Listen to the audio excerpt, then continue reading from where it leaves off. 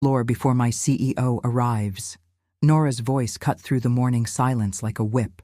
I stood there, coffee dripping from my trembling hands onto her pristine white marble, watching 47 years of marriage reduced to brown stains on cold stone. At 68, I'd become the unpaid maid in what was supposed to be my sanctuary. If you're watching this, subscribe and let me know where you're watching from. Let me take you back to how I ended up scrubbing floors on my daughter-in-law's birthday instead of being treated like family. 2 years ago, when my Robert died suddenly, I thought my son David would be my rock. I was wrong about everything.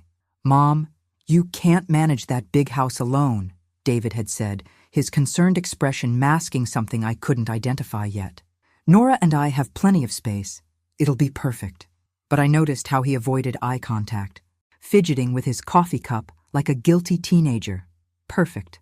That word should have been my first warning.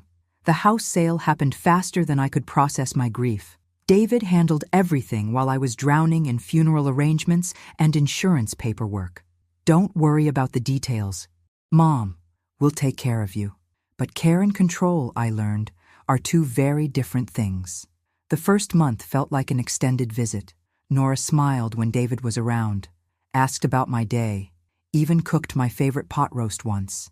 But when David traveled for work, which was often, the mask slipped. "Maggie, since you're not working, maybe you could help with the dishes," became, "Maggie, the kitchen's a disaster. Clean it up." Small requests became demands. Suggestions became orders. David noticed. I'm sure he did. I caught him watching sometimes when Nora snapped at me about loading the dishwasher wrong or folding towels incorrectly. But he'd just clear his throat and find somewhere else to be. The guest room became my prison.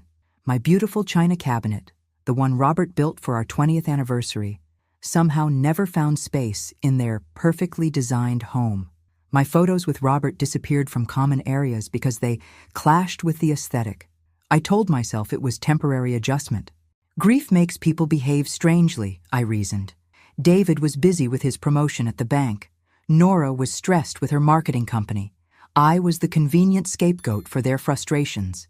But this morning, on Nora's 42nd birthday, I finally saw the truth. She didn't want a mother-in-law living with them.